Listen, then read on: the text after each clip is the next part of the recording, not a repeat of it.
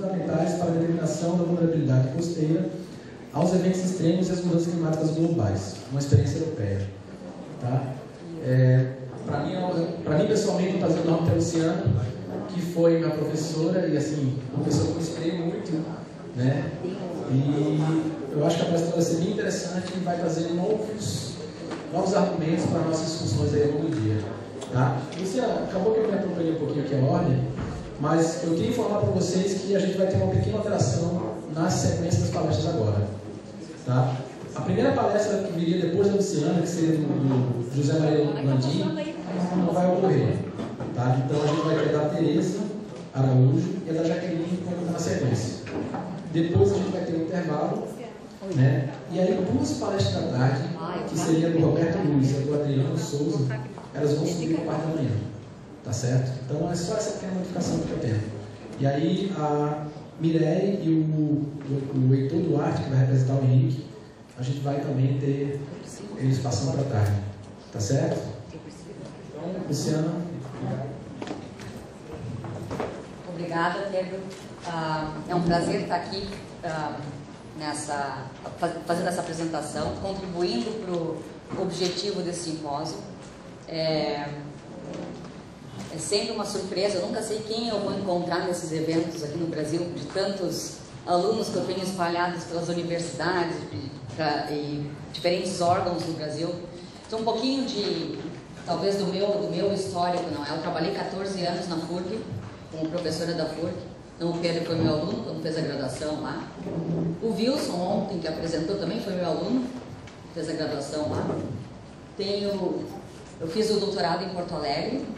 O João foi meu colega, a gente dividia a sala lá em Porto Alegre. Eu fiz o mestrado na Flórida com métodos de proteção e erosão costeira. Então, eu tenho trabalhado com essa temática de erosão e riscos e hazards, já que a gente não tem a palavra em português para utilizar, faz muitos anos. Fazem 6 anos e meio que eu estou na Inglaterra. Trabalhei na Universidade de Plymouth e agora estou na Universidade de Bournemouth. Fazem 6 meses. E sempre com esse interesse da aplicação do conhecimento, não é? Principalmente o meu interesse é riscos de inundação, riscos de erosão e agora então os impactos climáticos globais. Então a ideia hoje é contribuir para o objetivo principal do Simvuc, que é debater então a metodologia ou debater os conceitos relacionados com vulnerabilidade e risco costeiro. Para contribuir para esse objetivo, a gente tem que começar do simples, do básico, né? Então, por isso que eu coloco, abordar do essencial ao complexo. E essas perguntas que vocês veem no slide exatamente refletem do essencial ao complexo. Só que, às vezes, o essencial, que são as perguntas, o que realmente queremos fazer? Para que nós queremos fazer? E quando nós queremos atingir os objetivos? Parecem perguntas básicas e simples, mas até agora, com base no que eu escutei ontem, eu não sei qual é realmente o objetivo, qual é realmente o nosso interesse, e muito menos quando que se espera atingir esses objetivos. Então, na verdade, o que, a que, para que, são perguntas básicas, mas também muito complexas, porque dependem de um monte de fatores. Então, só algumas ideias, não é? Eu acho, se no final do simpósio essas 3 primeiras questões forem respondidas, o simpósio foi um sucesso, não é? Eu sei que o enfoque é metodologia, mas a gente só pode definir a metodologia quando a gente sabe para quê, por quê e quando. Porque senão vai chegar um ponto que a gente viu que a metodologia não foi adequada para aqueles objetivos. E com o tempo, então, definir o como, que é a metodologia, o quanto custa e quanto tempo se faz, e quem que vai fazer, são as perguntas complexas, muito complexas. Então, vou abordar um pouquinho de temas relacionados a essas perguntas. Então, esse era a minha ideia original, né? Mas ontem, vendo as apresentações, eu resolvi mudar um pouco a abordagem da apresentação. Então, vocês me perdoem se vai ser um pouco assim confuso. Às vezes vou abordar temas de interesse acadêmico e às vezes vou tentar buscar aquela ligação que o João ontem falava tanto da seta do João. A seta do João vai estar nos slides por aí. Como é que nós vamos ligar então o interesse acadêmico com a necessidade que se tem na prática de resolver uma situação, não é? Então vamos ver se eu vou conseguir responder algumas das questões, mas isso eu não sei se eu vou conseguir. Agora eu sei que eu vou conseguir levantar mais questões ainda, mas com o objetivo então de esclarecer ou tentar ajudar a responder a essas 3 primeiras perguntas: o que, a que e para quê. E ontem, o Elfio não está aí hoje. Ontem, no coffee break, ele estava comentando, mas qual é a verdade científica?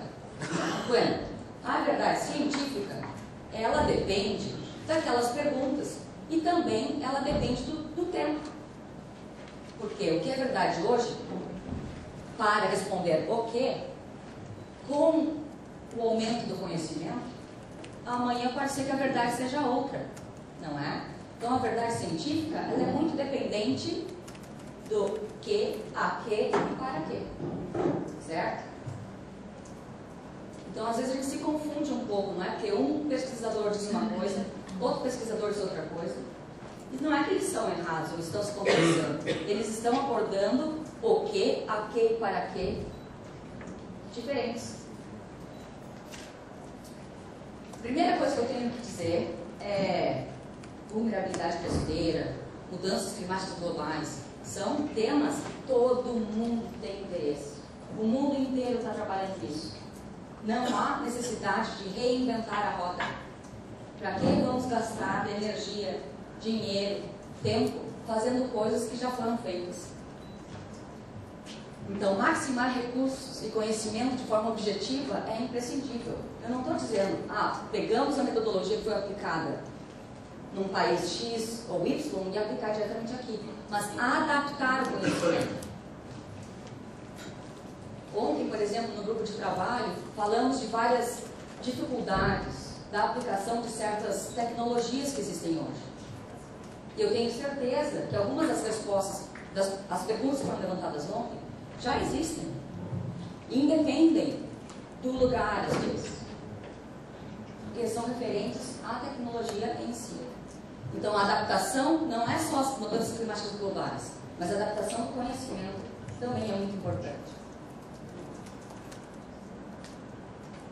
Talvez aqui no Brasil vocês estejam numa realidade diferente na Europa. Vocês sabem, a crise econômica está pegando na Europa e lá agora nós temos que maximizar os recursos. Muito ao contrário do Brasil, que agora vocês têm mais recursos para pesquisa, lá a gente está reduzindo ou tem menos recursos para pesquisa. Então, mais ainda, tem que maximizar os recursos e evitar fazer o que já foi feito, não. Então, o que eu vou falar hoje tem a ver com assuntos que foram tratados nesses relatórios. E vocês veem que são relatórios que vão de 2010 até o mês passado. São relatórios muito atuais que trazem a experiência europeia como um todo. Tem muita informação ali que é exatamente o que nós estamos discutindo aqui.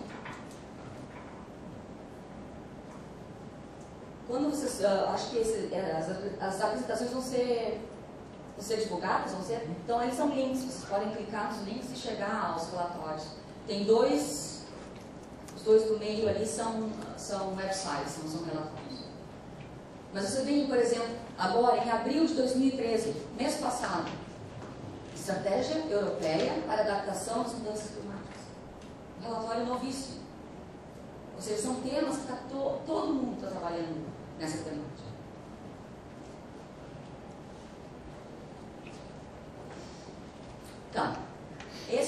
slide que não estaria na minha apresentação original. Ela vem do que eu vi ontem nas apresentações. Eu vi ontem, ou escutei ontem, pessoas falando de coisas diferentes. Então nós temos a visão acadêmica e nós temos a necessidade dos gestores.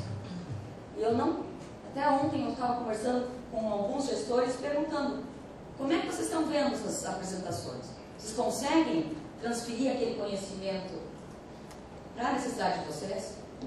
Como é que vamos fazer? Isso aí é a seta do João, não é?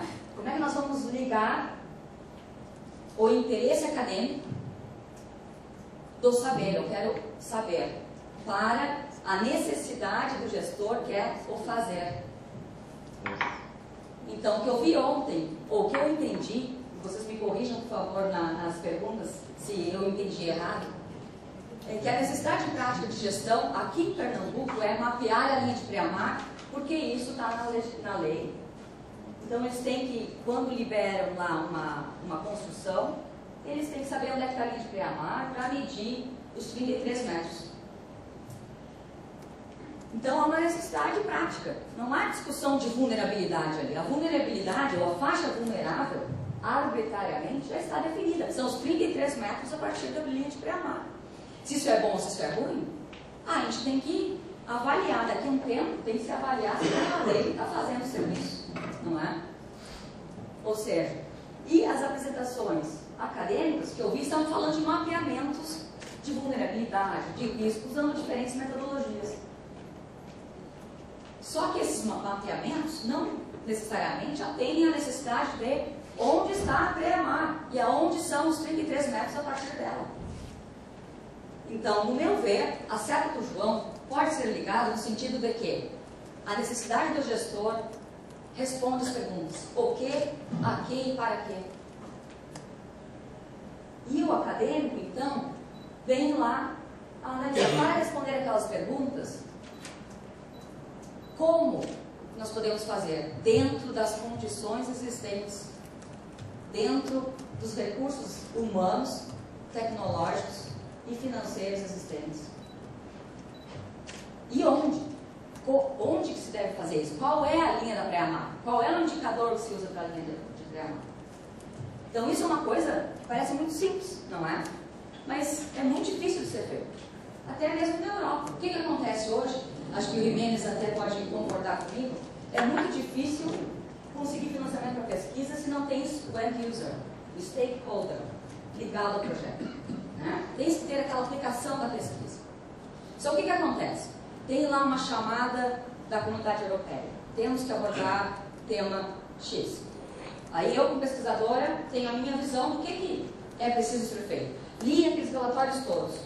Né? Aí eu tenho a minha visão do que precisa ser feito. Aí eu faço meu projeto de pesquisa e depois eu vou contactar os gestores. Tens interesse na minha pesquisa? É diferente do que esse. Né? Hoje em dia se fala na Inglaterra bastante, acredito na Europa como um todo, a necessidade de co-design de pesquisa. Ou seja, a pesquisa é desenvolvida, planejada em conjunto com o usuário, em conjunto com o gestor. Não sendo imposta pelo pesquisador. É difícil, vocês não sabem como é difícil fazer isso. Não deveria, mas é muito difícil, porque são interesses diferentes. Mas é possível. Então, o que eu vou trazer agora é um exemplo de um projeto lá da Inglaterra que eu tive envolvida uns anos atrás. Essa pessoa aqui, Graham, ele é um gestor deste, como é o condado, né? Lá na Inglaterra não tem estados, né? Tem os condados. Ele é desse condado aqui que coordena essa área, aqui no noroeste da Inglaterra, bem pertinho de Liverpool. Aqui se chama Sefton Coast. Então ele era parte do projeto. E ele tinha uma necessidade que era prever onde estará a linha de costa no ano tal. Isso é uma pergunta muito difícil, não é? E essa linha de costa, ela tem erodido nos últimos séculos, tem erodido numa média de 5 metros por ano. É um dos sistemas de dunas mais maiores, vamos dizer assim, do Reino Unido. Então tem parques nacionais ali dentro e tem áreas urbanas também. Então, a diversidade dessa costa, nós temos desde áreas urbanizadas, como vocês veem ali, na parte norte. Nós temos ali no C, nessa parte aqui, uma parte erosiva bastante grande, vocês veem as escadas das dunas ali. E ali no D, a praia está em acreção. E aqui no meio também a praia está em acreção. Mas tem áreas aqui com uma erosão muito grande e tem risco de inundação. Aqui tem um estuário, e aqui tem um outro estuário, e aqui tem um rio. Um risco de inundação bastante grande. Por exemplo, vocês veem aqui nessas fotografias que a praia, na maré baixa, às vezes tem 1 quilômetro de largura. Só que na maré alta, essa é uma maré de Syzygia equinocial, na maré alta, a água vai lá no pé da duna. Só que nessa região aí, a gente tem uma sorte tremenda, porque o pessoal do condado, os gestores, eles coletam dados, fazem muito tempo, e um monte de dados. Desde 1930, eles têm os marcos aqui, umas bolinhas que vocês veem aqui, tem marcos, que eles mediam a distância do marco até o pé da duna e até o nível d'água. Desde 1930, mediam com correntes, né?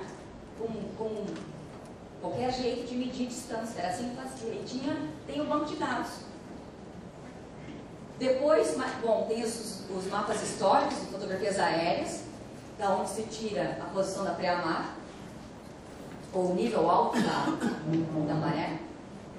Desde 1996, uma vez por ano, fazia um perfil de praia ao longo de 30 transects, que vocês veem aqui em preto. E a partir de 2001, fazem mapeamento com DGPS da linha da base da duna, do pé da duna. Porque para eles o mais importante é a duna, porque a duna oferece proteção contra inundação para o que está atrás. Então esses dados foram os dados que eu utilizei para tentar responder a pergunta deles, que é onde vai estar a linha de costa daqui a alguns anos. E eu, se puder evitar responder essa pergunta, eu faço tudo para correr essa pergunta, porque o erro, as incertezas associadas com essas previsões são enormes. Mas a quantidade de dados aqui é bem interessante e a gente começou então a trabalhar. Vocês têm ideia do que é isso?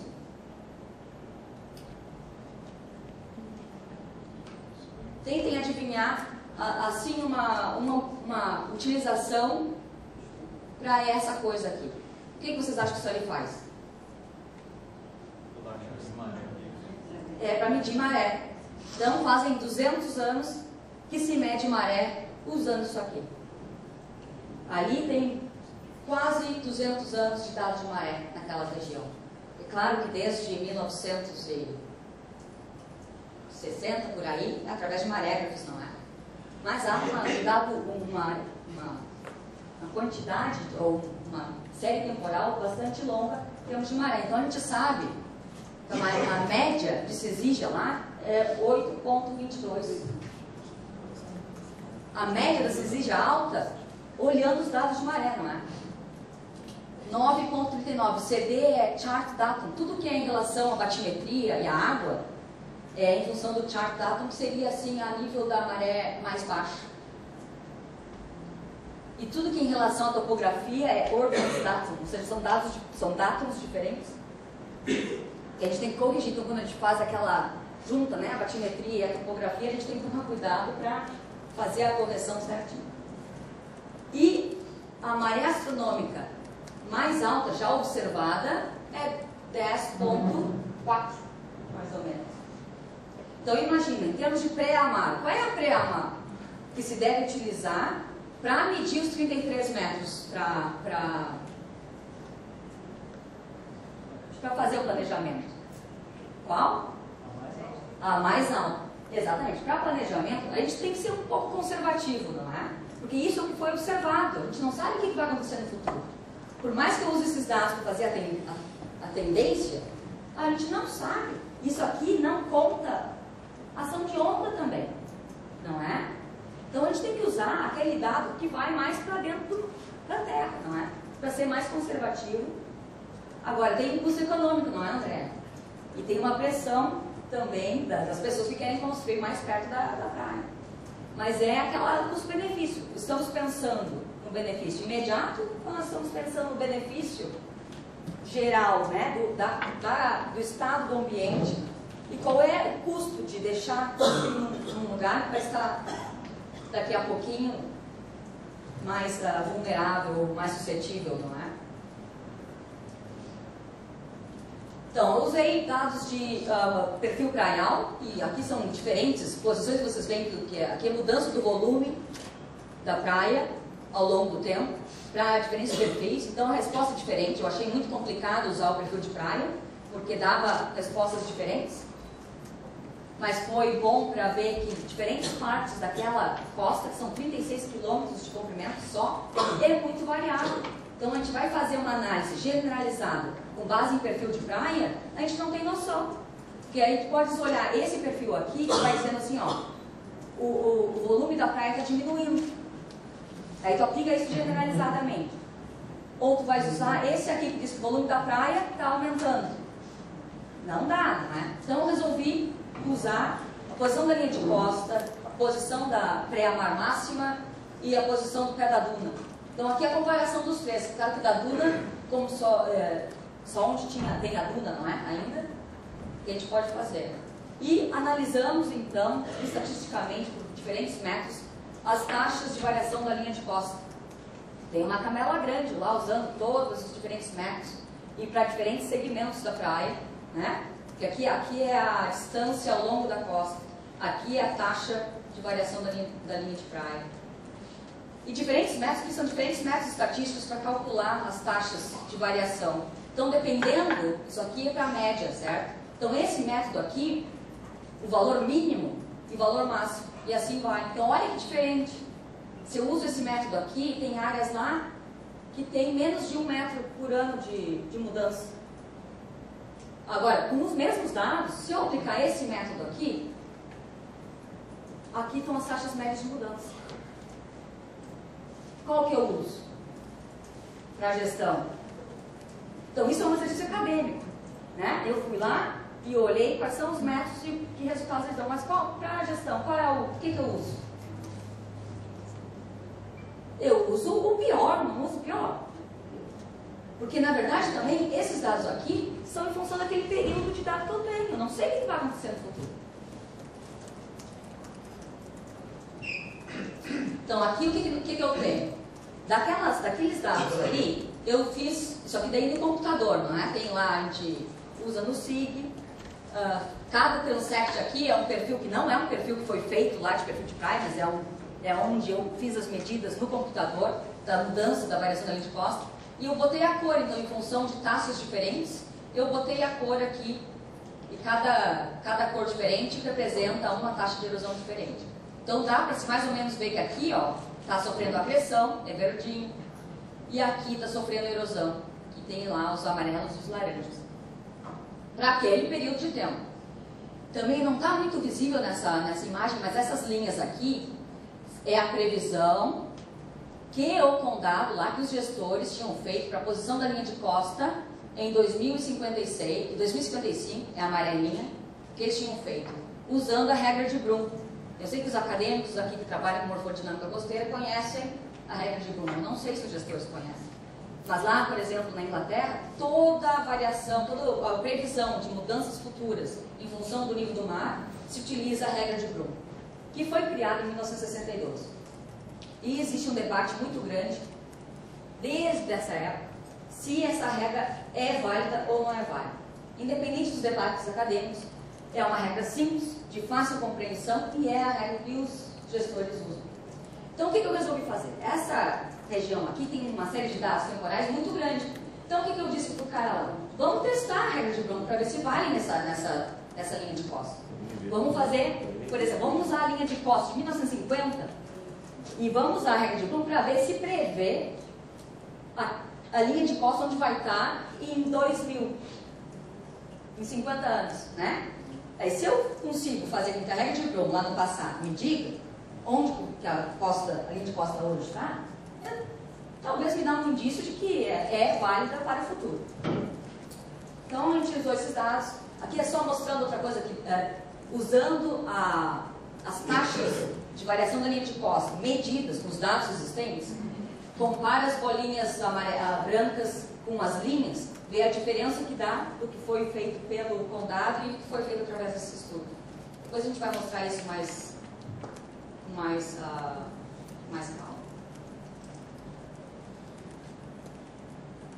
Então, olha qual é a diferença aí entre as linhas e entre as bolinhas, né? Tem áreas ali que diziam que a linha de costa ia estar mais retraída, enquanto que, com base nas medições, a linha de costa não vai estar tão retraída que nem diz a regra de Bloom.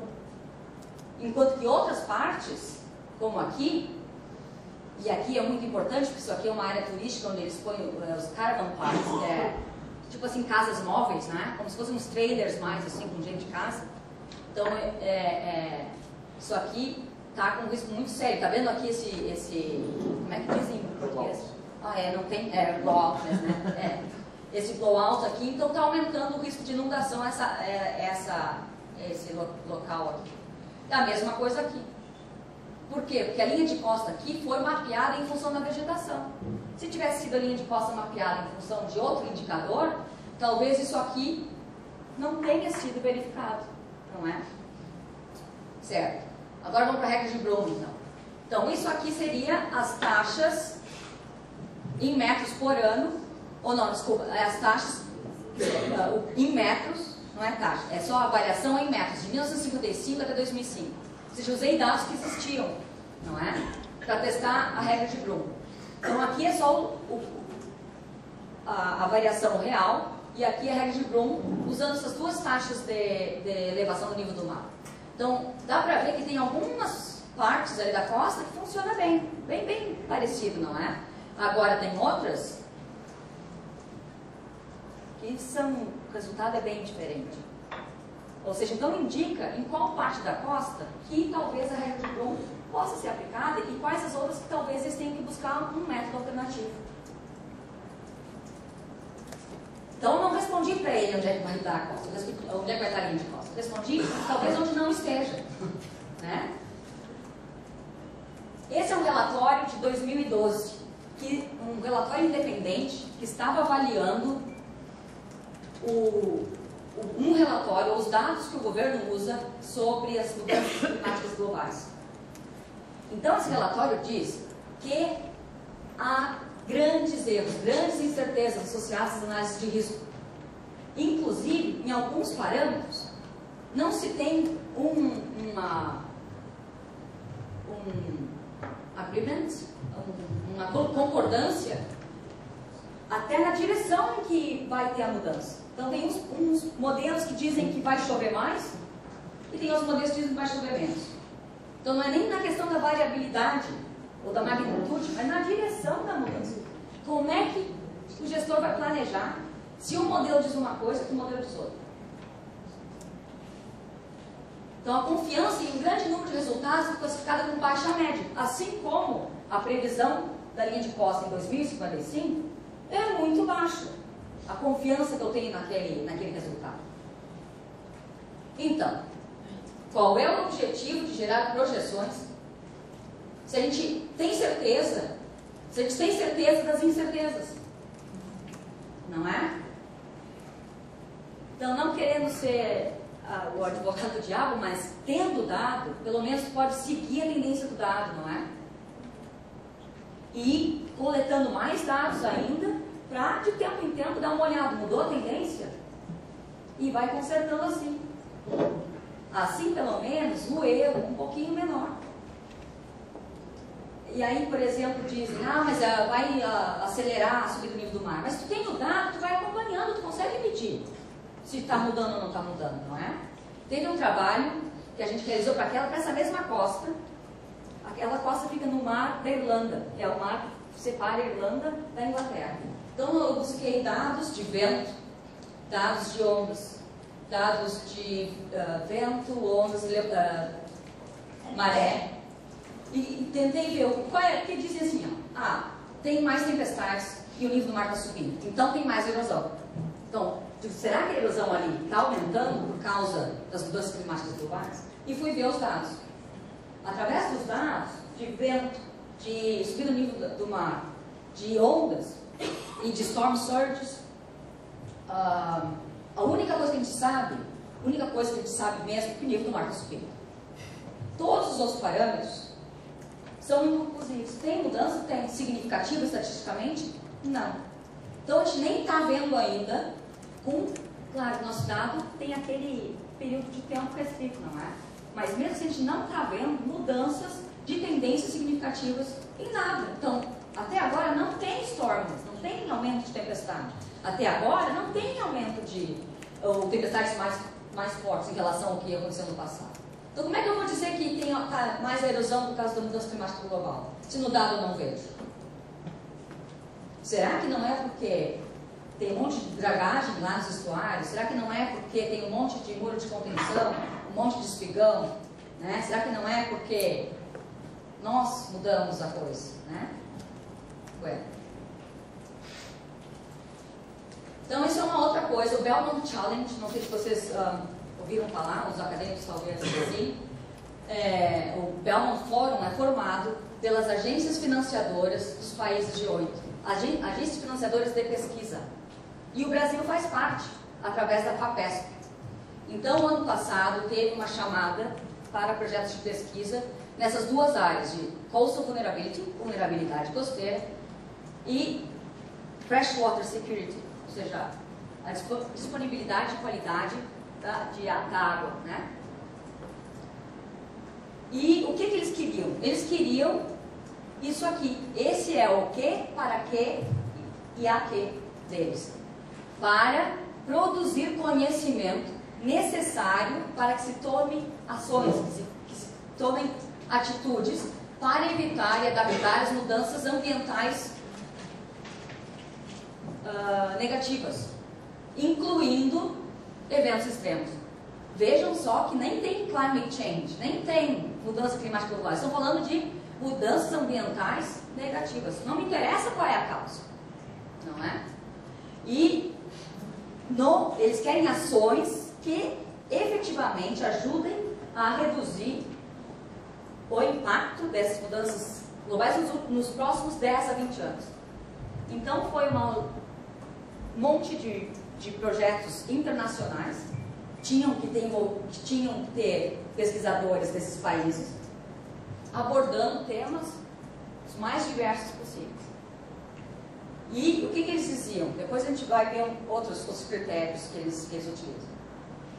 E o objetivo, então, é que esses trabalhos, essas pesquisas, gerem dados que sejam todos colocados num lugar que todo mundo tem acesso e que gere, então, uma integração dos dados. Porque o que acontece? O pesquisador vai lá, pega o dinheiro desse fundo, faz a pesquisa e fica com os dados para si. E ninguém sabe. Se tu não lês os papers, ninguém sabe. Não é? Então, tá aqui o dinheiro, mas o dado, ó, tem que estar aqui disponível para todo mundo. Porque senão a gente não vai avançar nunca, não é? Então, eles dizem com base nas perspectivas do setor público, que eles, como agências financiadoras, eles são o governo financiando a pesquisa, como a FAPESP é. Tá? Então, as pesquisas prioritárias devem ser aquelas que geram benefícios econômicos e sociais de forma igualitária, ou seja, não pode beneficiar só o mais rico, ou só o mais pobre, ou só o mais colorido, ou só o mais branco. As pesquisas devem avançar o conhecimento em escalas espaciais e temporais que permitam tomadas de decisões eficientes. Ou seja, não adianta responder perguntas de interesse puramente acadêmico.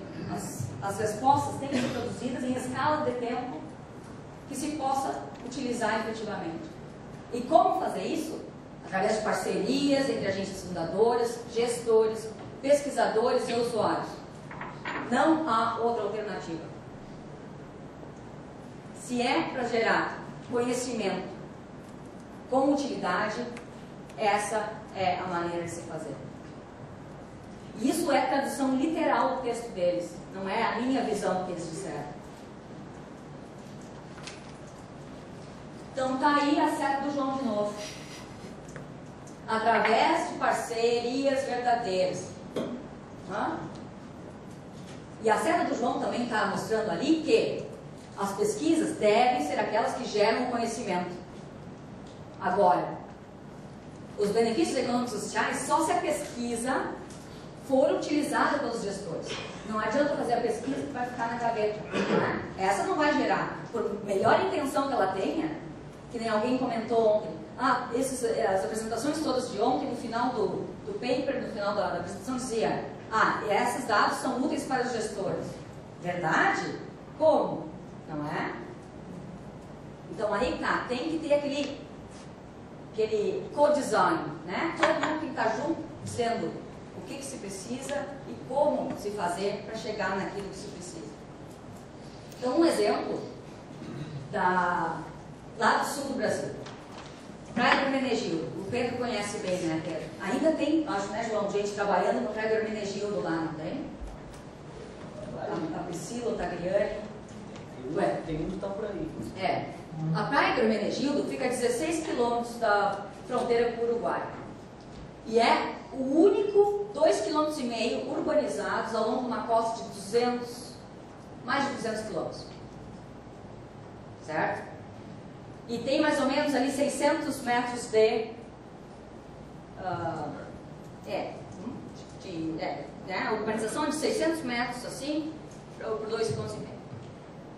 Há tempestades que acontecem até frequentemente lá, que destroem 20% das casas à beira-mar. E as casas à beira-mar lá são aqui, como aqui em Porto de Galinhas, construídas em cima das dunas. Então, aqui vocês veem mais ou menos o que acontece. Aqui é uma tempestade de 2001. Então, a gente fez um estudo lá, mapeando a linha de costa, com GPS, né? A gente ia lá, levava os alunos para fazer perfil de praia, mapeava lá a linha. Então, a gente fez ali, agora tem mais linhas, né, para continuar fazendo. Um dado muito limitado, mas a gente tem que usar o dado que a gente tem. Um dia a gente tem que começar. A gente não pode dizer assim, essa metodologia não dá porque não tem dado. Mas se continuar assim, não vai ter dado nunca, porque não se começa, não é?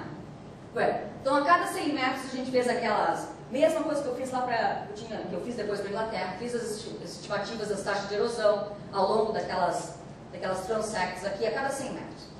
Daí a gente vê ali, em cada uma dessas transects, a taxa de erosão para aquele período, né? De 97 a 2006. Eu só estou dizendo para aquele período. A gente vê que na parte norte tem mais erosão. O máximo é 4,5 metros.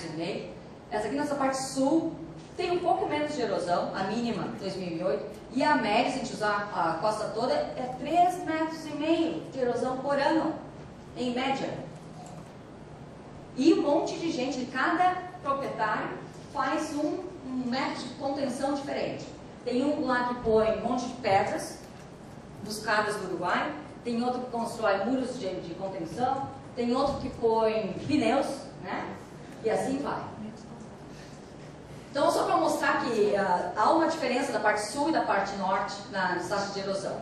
E essa taxa de erosão, ela é também associada com a variabilidade da linha de costas.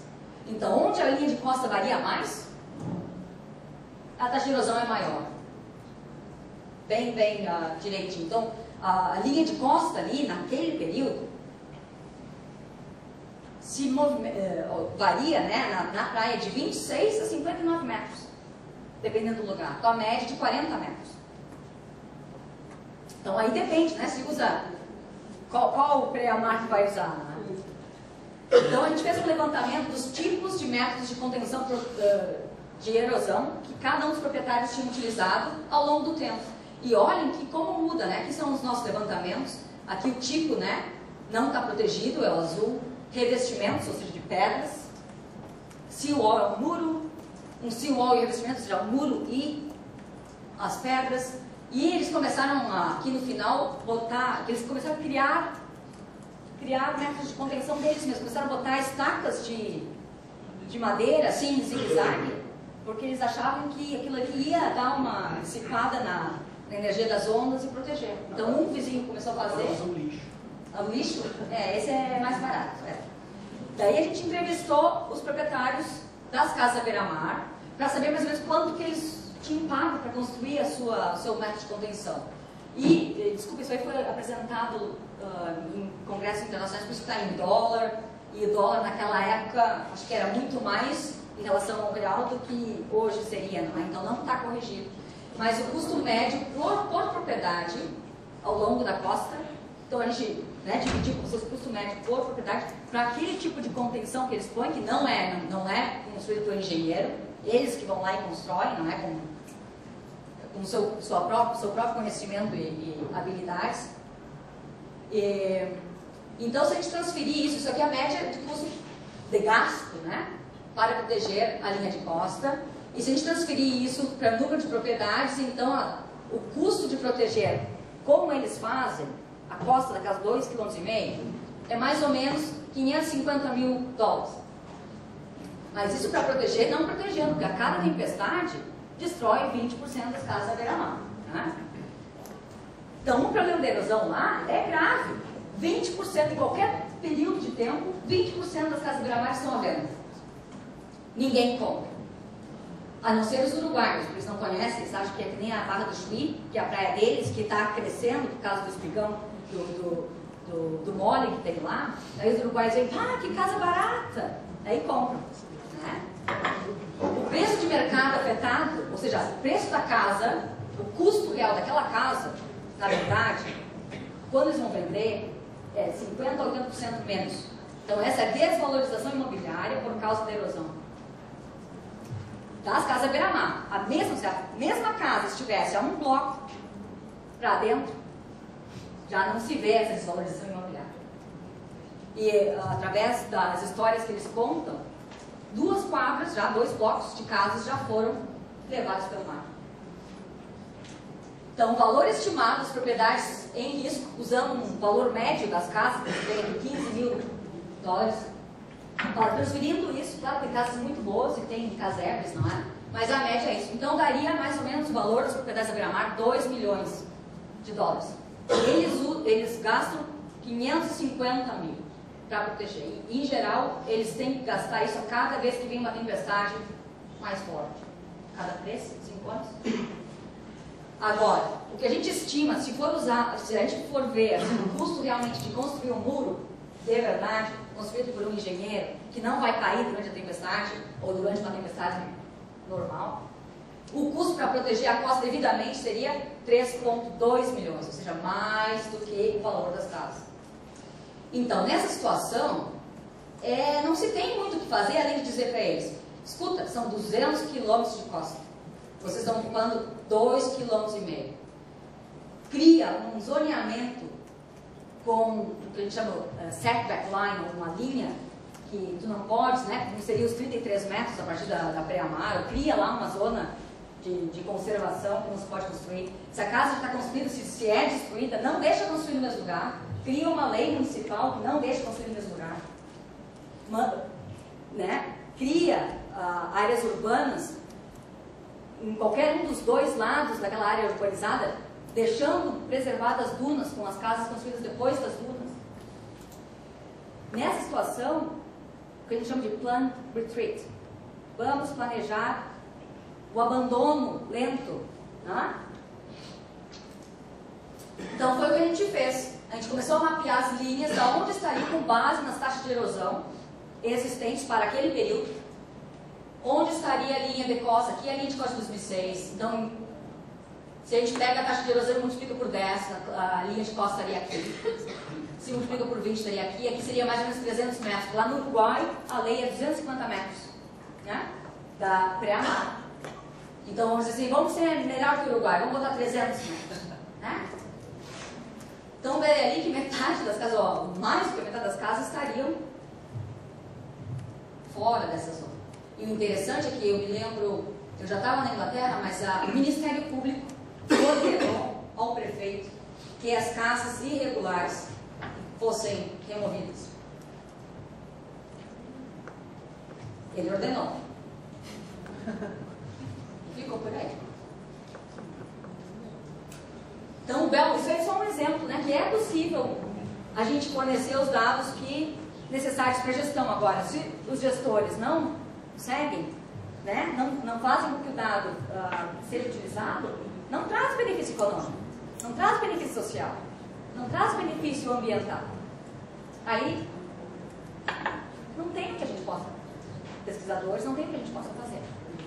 Então, o Belmont Challenge diz que para ter essas ações que são necessárias, a gente precisa de informação sobre o estado em que se encontra o ambiente, através do monitoramento. Tem que monitorar e o dado tem que estar disponível.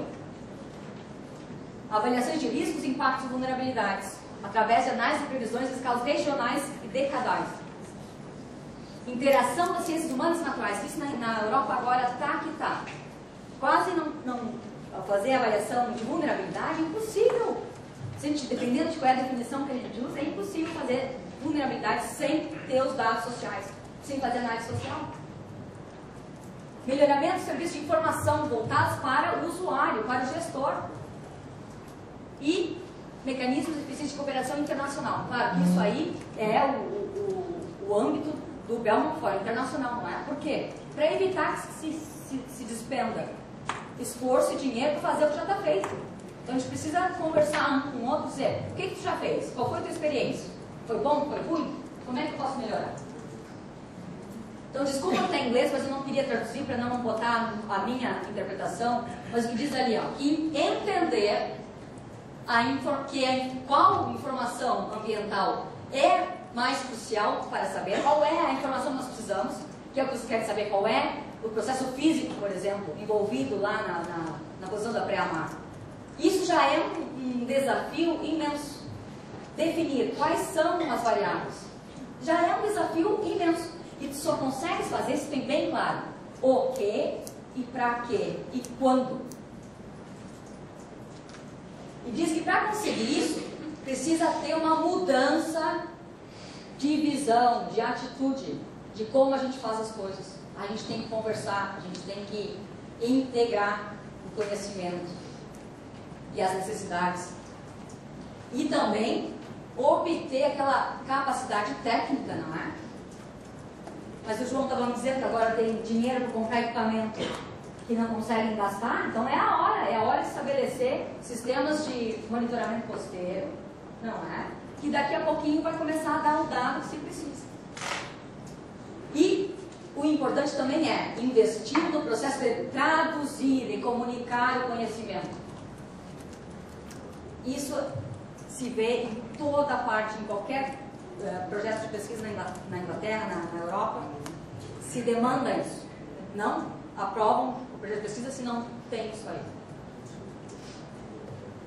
Definições, não é? Aquela debate interminável, não me lembro realizar o debate, não queremos que seja o João de novo, não queremos que o debate seja terminado. Mas como é que vai fazer uma análise de vulnerabilidade se tu não sabe o que é a vulnerabilidade que tu está fazendo? No meu ver, não me interessa qual é a definição que use, desde que esteja claro lá. Esta análise de vulnerabilidade significa isto e aquilo. Agora, todas as definições que existem, em inglês pelo menos, vulnerabilidade significa o quanto, vamos dizer assim, o quanto potencial de mudança, de impacto no sistema. E o que é o sistema? É o sistema social, o sistema ambiental e o sistema econômico. Não pode falar assim, o potencial de mudanças, tu não sabe quem que está mudando ou o que está mudando. Então, vulnerabilidade é isso. Tem que ser o que nós estamos... Qual é a mudança? É o aumento da chuva? É a falta da chuva? É a subida do nível do mar? E quem é que está sendo afetado? É o mangue? É o marisma? É a praia? É a indústria de turismo? É a indústria hoteleira? É quem? Então, tudo fala do sistema. Ó. Qualquer definição que a gente usa ali, fala do sistema. E uma coisa que eu acho importante, que ninguém fala, a suscetibilidade, por exemplo, que é a suscetibilidade àquela mudança do processo físico, não é? A gente tem que identificar os eventos que, para falar de vulnerabilidade, a gente tem que identificar em qual momento aquela mudança vai gerar com o colapso do sistema. Ou seja, o nível do mar pode subir, subir, subir, e as mudanças vão acontecendo gradualmente. Até que ponto? Até que ponto realmente que a coisa vai degringolar, como a gente diz lá no Rio Grande do Sul, não sei qual seria o equivalente aqui no Nordeste. Até que o sistema não funcione mais. Né? A gente chama dos thresholds, tipping points. E outro trabalho que a gente fez também para aquela região lá do noroeste da Inglaterra, usando aqueles dados de vento, de nível d'água, de storm surge, de maré, de ondas, a gente começou a ver que, claro, as pessoas falam do evento extremo. O que é um evento extremo? E todo mundo define o evento extremo com base nas características físicas da onda, da tempestade em si. Só que a gente viu para aquela costa que tempestades com a maior onda não causaram erosão como outras tempestades menores causaram. Então, o evento extremo, no meu ver, não é aquele evento extremo que tem a maior onda, mas é aquele evento que causa a maior erosão, ou que causa a maior inundação. E para isso a gente tem que ter monitoramento. A gente viu, por exemplo, daí botamos lá num gráfico as características, né, da altura da onda e do nível da água, contando a maré e a maré meteorológica. A gente viu que, dependendo se acontecia a tempestade no verão, tempestades que seriam caracterizadas como de 1 para 2 anos, o período de retorno, causava tanta erosão quanto uma de para 50 anos no inverno. Porque dependia do estado em que a praia estava, do quanto a erosão vai causar. Então, não é uma coisa complicada isso. Então, a gente tem que definir qual é o sistema que a gente está falando. A suscetibilidade, a qual processo e quem é que é vulnerável. É a indústria turística, são os habitantes da orla, é o mangue como, né, um ecossistema. Qual é o sistema que a gente está falando? E os efeitos negativos, para qual sistema? Então, qual é? Nós estamos falando do social, do ambiental, do econômico. E o problema dos indicadores, que é o que todo mundo usa, é acaba fazendo uma média de tudo isso aí e ninguém sabe realmente qual é o risco, por exemplo. Esse também é de um relatório de 2012. Esse aqui, na verdade, é de um projeto que chama AltAdapt, que é sobre adaptação às mudanças climáticas globais para o Mar Báltico, então também é um projeto internacional, que eles disseram assim, ó, na verdade, na Europa não há análise de vulnerabilidade, porque não se tem feito, ninguém fez, ou ninguém fala da capacidade adaptativa. A gente olha na definição, vulnerabilidade, tem que considerar qual é a capacidade do sistema de se adaptar àquela mudança. E ninguém fala nisso. Então, na verdade, a gente está falando análise de impacto. É isso que está se fazendo, é análise de impacto. E impacto a um processo específico. Que nem o Wilson apresentou, né, aquele modelo INVEST. Só usa ali a subida do nível do mar. Então, é aquele resultado para a subida do nível do mar. Não para tempestade, não para outras coisas. Então, a gente está fazendo, na verdade, uma análise de impacto, não está fazendo uma análise de vulnerabilidade. Então, na Europa se busca métodos para serem aplicados em escalas regionais e se divide oficialmente, então, para essa finalidade, a Europa em 4 regiões marinhas em função dos mares ali. Talvez a ideia no Brasil também poderia ser, né, dividir em pedaços menores para que não haja uma disparidade muito grande, né, no quanto aplicável é a metodologia para diferentes tipos de costa. E eles definem também qual é a resolução mínima que eles querem essa metodologia ser aplicada. Então, só para dizer que existem, o que eles definem como sendo o ideal para aquela escala macro, não é? E o que precisa? Ter relevância para avaliar mais de um tipo de impacto. Não só o subir do nível do mar, mas a infusão salina, a inundação, e aí vai.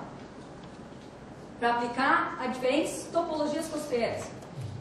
Depois, acho que eu tenho um slide, não vai dar tempo de mostrar, mas, por exemplo, se a gente usa pré-mar para uma costa de falésia, que nem agora lá onde eu moro, na Inglaterra, teve lá um deslizamento da falésia de 20 metros, né? Retraiu 20 metros, e aquele talos todo que gerou? Imagine assim, a falésia, né? Aí todo aquele... Uma falésia bem grande lá, mais de 100 metros de altura. Aí deslizou tudo aquilo aí, aquele talos todo. O que está gerando? Está gerando uma retração da linha de costa? De talos? Não, você está falando de preamar, está gerando uma acreção da linha de costa. Então como é que a preamar com uma costa daquela vai ser?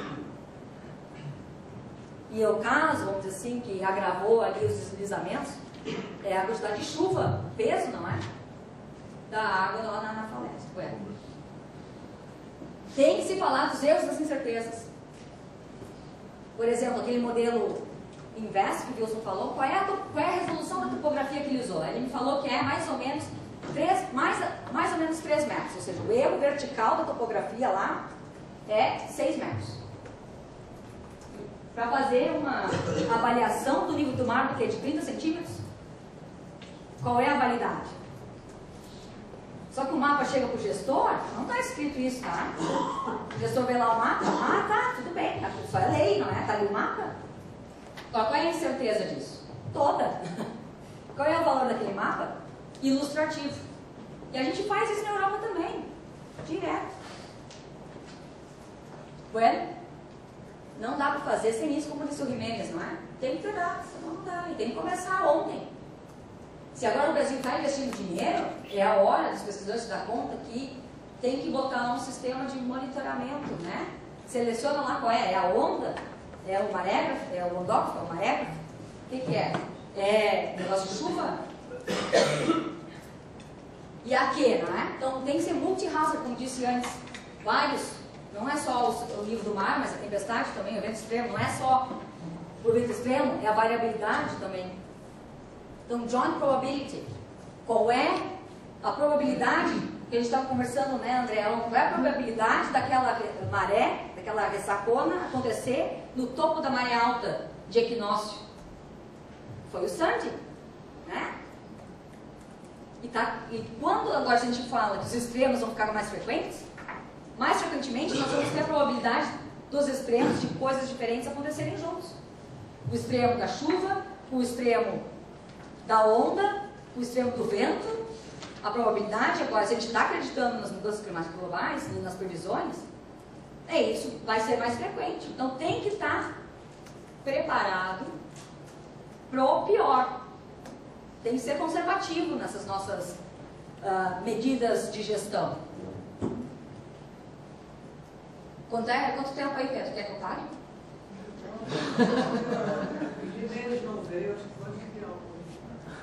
Não, acho que pode ir, acho que é umas 10 minutos aí. É.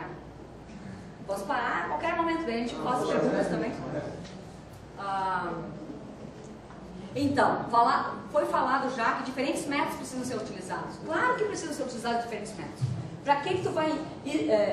claro que a gente precisa simplificar, mas também tu não podes impor um método que não é adequado para certo tipo de costa, que também vai te dar um dado que não tem valor nenhum. E aí quando vai fazer o mapinha, coloca um mapinha bonitinho, com áreas estáticas e linhas estáticas, sem valor. E é preciso definir claramente os objetivos. Se o meu objetivo é diminuir o número de mortes por natural hazards, eu não vou olhar erosão e não vou olhar enchente. Eu vou olhar ondas de calor. Se o meu objetivo é diminuir o impacto na economia, vamos ver onde é que eu estou aqui. Aí eu estou nas inundações. Eu tenho que saber o que é que eu quero, né? Só um exemplo. Então aqui um exemplo dessas coisas que na Europa a gente faz coisa também que isso aí eu que fiz, tá? Vou dar uma olhada, não é de ninguém não, é meu mesmo. É um projeto que eu trabalhei como Research Fellow, né? Ou seja, fui contratada por 2 anos para fazer certas partes da pesquisa daquele projeto. Ou seja, o projeto já existia, já estavam estabelecidos quais eram as tarefas que tinham que ser cumpridas. O projeto foi financiado pela Comunidade Europeia e tinha coisa ali que eu tive que fazer que eu queria não ter feito, né?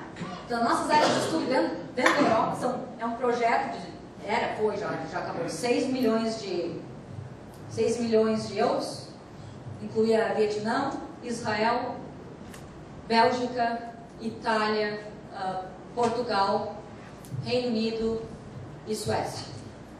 Todo mundo fazendo a mesma coisa, né? Sobre vulnerabilidade, chama-se SECO, Solutions for Environmental Contrasts in Coastal Areas, soluções para contrastes ambientais nas áreas costeiras. Então o objetivo era definir quais eram os conflitos e como resolver esses conflitos. Então, uma das coisas que a gente tinha que fazer era Flood Hazard Maps. Então, nossa área de estudo é aqui no rio Tamisa, não é? Londres é por aqui assim, que o estuário do rio Tamisa. E aqui é Portsmouth. Não é onde a minha universidade é Bournemouth, que é Portsmouth. Bournemouth é mais para cá. E é uma ilha e tem a densidade populacional mais alta na Europa, fora de Londres. Completamente urbanizado. Então, falando aqui da área do Thames, né, do Tamisa. Então, tinha que fazer, e era obrigado, tinha que fazer de toda a área de estudo. Eu disse, eu tenho topografia da área de estudo, só que essa topografia aqui tem um erro vertical de 5 metros. E a gente está fazendo elevação do nível do mar de 1 metro. Eu não vou fazer. Não vou fazer.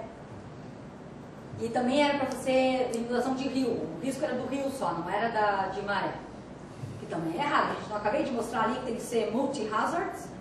Não tem que ser a inundação de chuva com tudo junto, com a maré, com o vento, com tudo.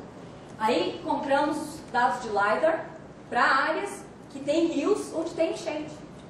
Aí eu fiz os mapas só para essas áreas aqui que eu tinha a topografia, né? Não vou fazer um mapa para a área toda se um mapa sem valor.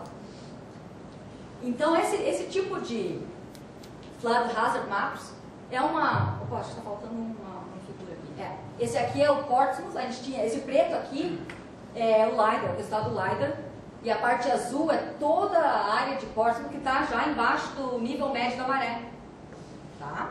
Ou seja, o Portsmouth tem um muro de contenção na volta da ilha toda. E que se não fosse isso, toda essa área aqui já estaria embaixo da água, do nível médio da maré.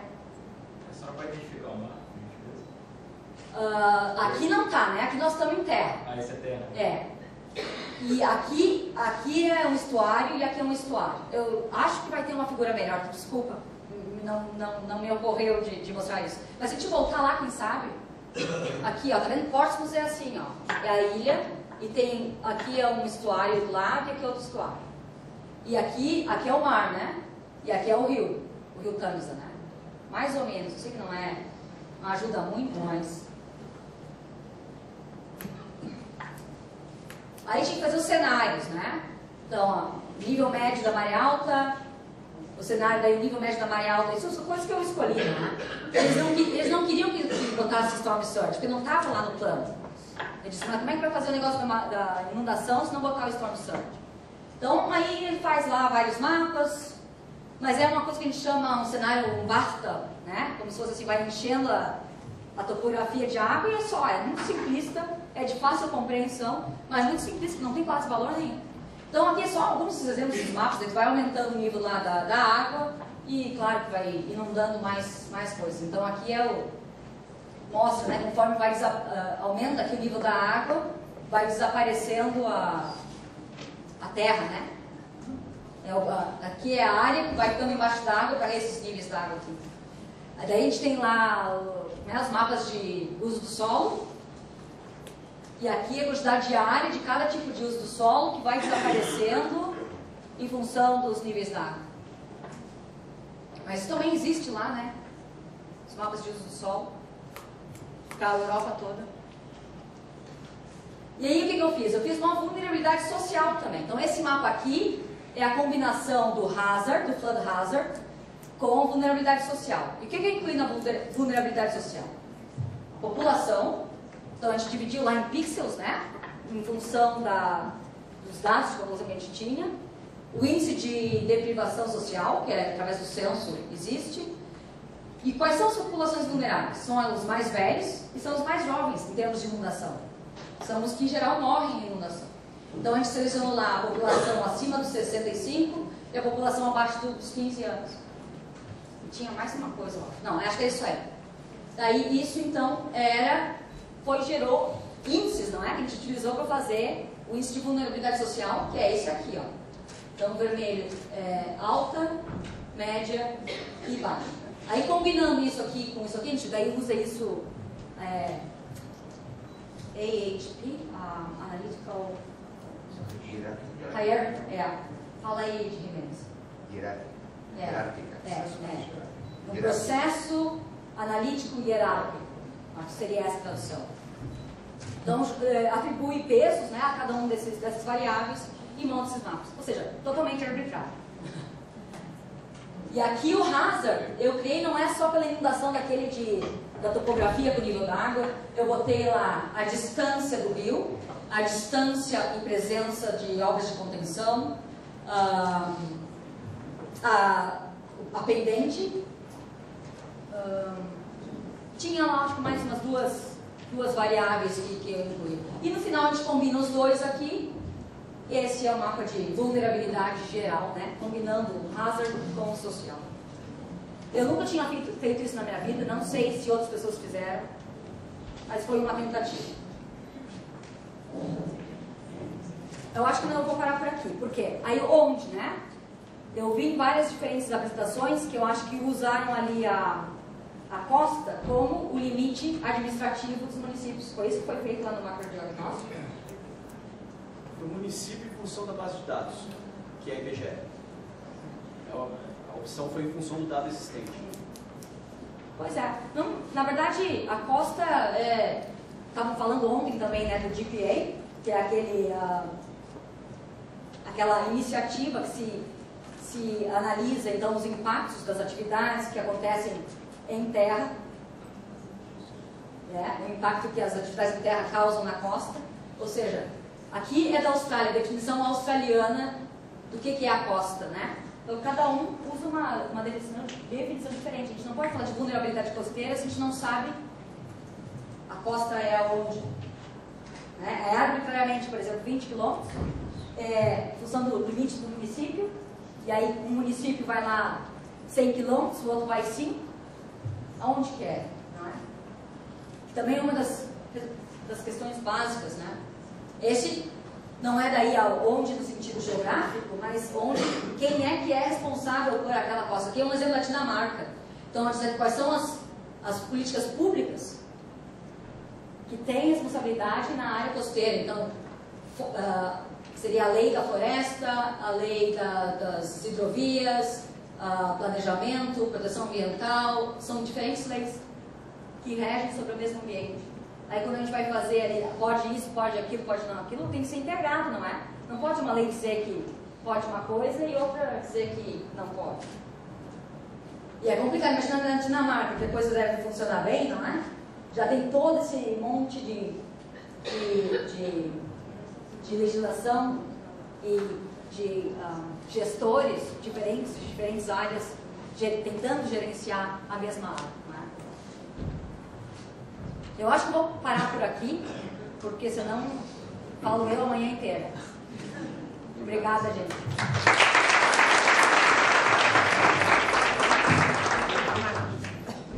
Luciano, parabéns, muito instigante sua apresentação. Na verdade, assim, eu tenho uma curiosidade, um comentário e uma atualização. Então, vai ser bem rápido. A curiosidade, não se falou que o pessoal lá usa a lei de Bloom para fazer aquela previsão, etc. Mas se utiliza a lei de Bloom na tomada de gestão daquela região, tomada de decisão? Isso é assustador. É assim, isso é assustador. Então, isso a gente vê em um monte de lugar ainda usando isso. Simplesmente pelo fato de que se pode fazer com pouco dado e os gestores entendem, né? Sobe o nível do mar tanto, recua tanto, né? Lá na Inglaterra é assim, na verdade, os planos de gerenciamento costeiro, eles foram feitos a primeira vez em 1999 e agora foram revistos. Então, a intenção é a cada 10 anos refazer. E este último, eles têm que... Os planos de gerenciamento costeiro são para toda a costa e eles têm que indicar qual seria o método de proteção, o método de gerenciamento costeiro mais adequado em 3 intervalos de tempo. de hoje até daqui a 20 anos, de 20 anos a 50 anos e a partir de 50 anos. Então, o que aconteceu nesse último Shoreline Management Plan, que é o que chama lá, esses planos de gerenciamento, é que em várias partes da costa eles disseram assim, ó, o governo não vai mais proteger. A partir desses 20 anos aí, ó, nós vamos proteger por mais 20 anos. Depois não vão proteger mais. E várias outras, não é só isso, eles disseram assim, agora nós vamos fazer o Managed Realignment, que é, nós vamos, na verdade, abrir os muros de contenção, nós vamos deixar a maré entrar, para desenvolver áreas intermareais, e o desenvolvimento do marismo, então, vai oferecer a proteção natural, só que isso vai levar tempo, se ele se desenvolver. Então, existem uma série de inovações, né, nos planos de gestão sugeridos, né? Só que não é mandatório. Os planos são mandatórios de serem feitos, mas cada condado ou cada município adota ou não o plano. Não é voluntário, não é mandatório. Mas o que se faz ali é que a maioria deles tem o dado, né? Aí se apresenta o dado do que aconteceu no passado, ou quais são as tendências que foram vistas no passado, e o que seria, então, as previsões futuras, não é? Quando você falou do Belmont Challenge, assim, eu não sei se me ressaltou uma coisa muito interessante que talvez, eu não sei, é só uma reflexão, responda uma pergunta de ontem que foi feita por diversas pessoas, tanto no grupo de trabalho quanto nas palestras, e que é visível a dificuldade de responder, tá? Que você colocou no seu primeiro slide, vulnerabilidade a quê? Né? E a gente trabalha, não sei até se por uma questão de inércia, vulnerabilidade à mudança climática. Mas qual? Então, só que é o seguinte, é visível, assim, quando quem está aí na frente olhando as pessoas, a pergunta, vulnerabilidade a quê? Mudanças climáticas é um terreno pantanoso, ninguém é seguro com isso, né? Claro que, eu não sei se a gente se acostumou ao longo da última década a inserir mudança climática em tudo que faz, e até para captar recurso, para a política pública avançar, e tudo é mudança climática. E daqui a pouco lá pelas tantas, quando você mostrou tipo as diretrizes do Belmont Challenge, alguma coisa assim, você falou assim, que os projetos eles teriam que ser, alguma coisa assim, os projetos teriam que ser, o aqui seria, na verdade, a eventos danosos, ou eventos severos. Incluindo, né? Na verdade, o challenge é como reagir a mudanças ambientais. Eles colocam ali, incluindo eventos. Eu não sei, aí é uma reflexão, eu não sei se a nossa resposta aqui nesse seminário ao aqui seria muito mais nesse sentido, porque o país precisa ter uma análise de vulnerabilidade, né, enquanto ponto de vista da gestão, ponto de vista da política pública. Análise da vulnerabilidade a mudanças climáticas, mas será que não fica muito melhor e a gente não vai conseguir conversar melhor em termos de metodologia se a gente mudar isso para a vulnerabilidade a alguma coisa assim, uma reflexão, a eventos severos ou alguma coisa nesse sentido que você colocou. É meio pergunta, meio... Mas, de qualquer maneira, um evento extremo, um evento severo, pode ser de temperatura, pode ser de chuva, pode ser da tempestade, pode ser do vento. Sim, mas isso tira o peso da mudança climática de quem está pensando a vulnerabilidade aqui. Não precisa ter a mudança climática. Não, pode, como você falou, nós também lá fizemos um estudo da frequência e intensidade de tempestades, que o Arthur fez, lá o Tony, e nos últimos 30, 40 anos não foi identificado nada de mudança, nem de tempestade, nem de frequência, nem de intensidade no extremo sul do Brasil.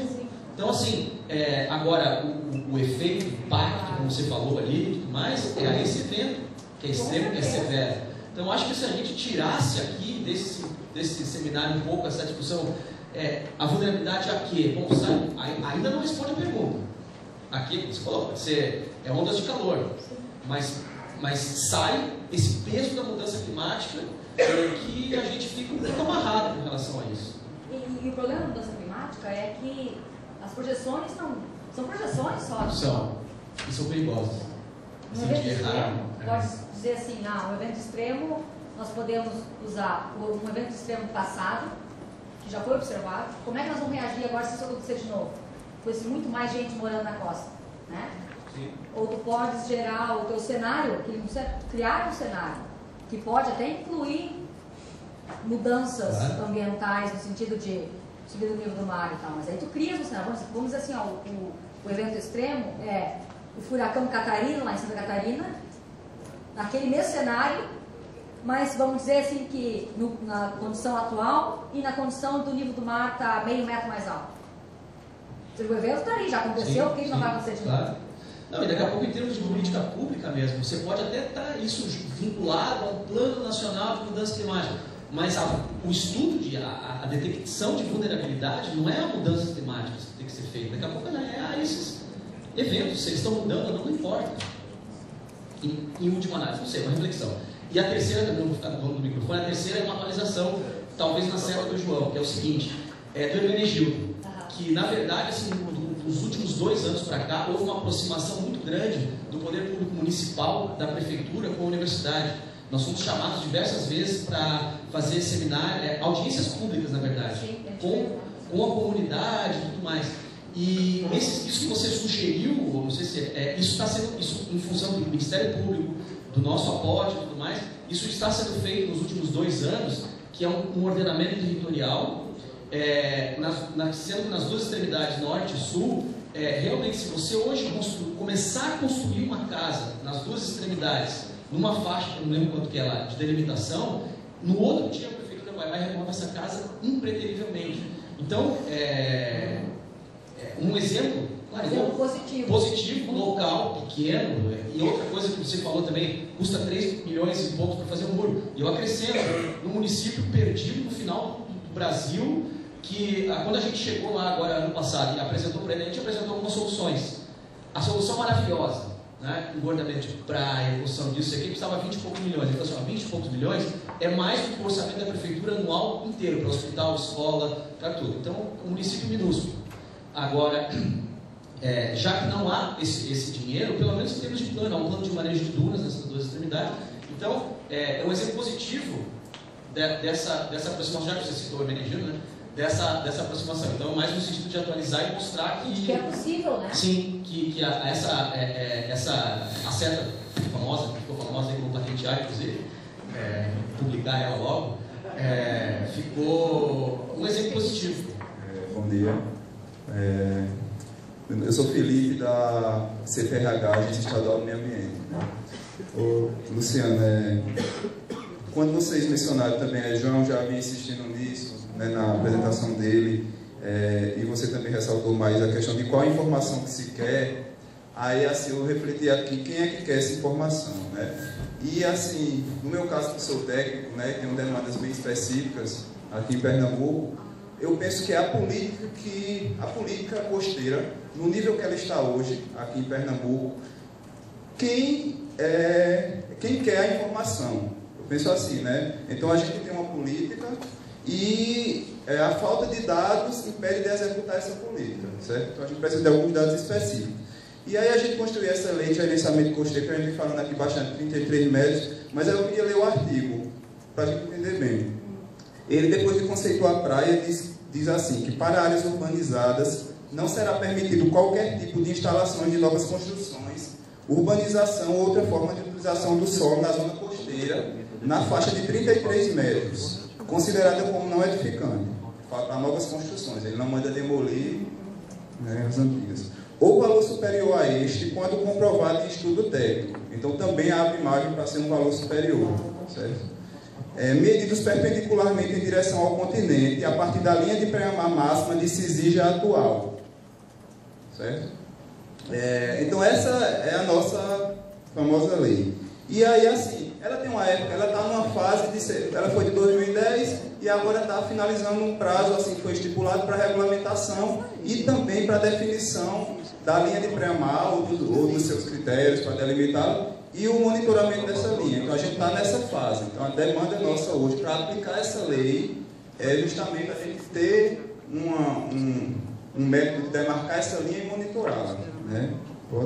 E assim, o que está acontecendo em Pernambuco hoje? Bem grosseiramente, para não me estender. A gente tem áreas, no extremo, assim, as áreas do núcleo metropolitano, Recife, Jaboatão, Olinda, Paulista, que já tem uma ocupação, né, um nível de verticalização já muito grande, calçadão, e que muitas dessas áreas já perderam praia completamente, algumas áreas em Olinda, tudo. E a política que está sendo adotada pelo Estado, assim, nessas áreas faz menos sentido a gente tentar aplicar essa coisa dos 33 metros, porque a gente não tem nem terreno livre para fazer isso, certo? A política que está sendo aplicada é a política de engordamento de praia, então é outra lógica, certo? E em outro extremo a gente tem áreas com orla pouco ocupadas ainda, tipo ao sul de Porto de Galinhas a gente tem algumas áreas de Sirinhaém, Barreiros e outros municípios que a gente tem assim, a gente caminha mais de 1 quilômetro na praia e a orla é composta de coqueirais, tal, ainda não está. Então eu entendo que nessas áreas é onde a gente pode pensar, não só nos 33, mas nesse possível valor maior de proteção que a lei prevê, certo? E só que essas áreas também, por outro lado, elas estão passando por uma pressão muito grande. Por quê? O Pernambuco está crescendo bastante, aí tem o efeito SUAP, que é muito próximo aqui, né? Então, e também tem o efeito Copa do Mundo, que está vindo muito resort aqui, a gente passa por isso, está sempre licenciando, né? Ou seja, a gente tem pressa. E aí na discussão de ontem, a conclusão que a gente chegou no grupo que trabalha sobre linha de pré-mar foi que a gente não tinha dados. Aí eu vou explicar rapidamente como é que a gente faz hoje. Hoje a gente vai no campo, e que a lei autoriza isso, ela diz que enquanto não tiver, é o fiscal que manda, né? A gente vai lá no campo, procura algum indicador dessa linha de pré-mar máxima, seja uma linha de vegetação, seja uma feição morfológica, como a escarpa de berma. A gente puxa dali uma trena e diz, ó, 33 metros é aqui. Aí o empreendedor, quando questiona, a gente espera uma maré de 2,7 e tal, e vai lá com ele para tentar mostrar que a água chega mais ou menos por ali.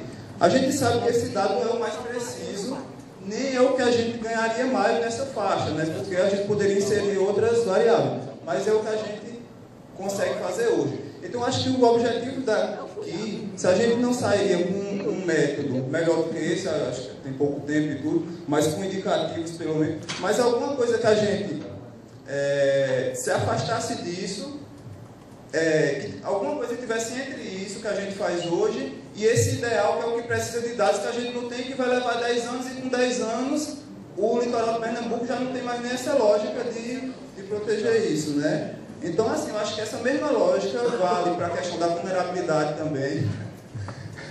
Essa mesma lógica vale para a questão da vulnerabilidade.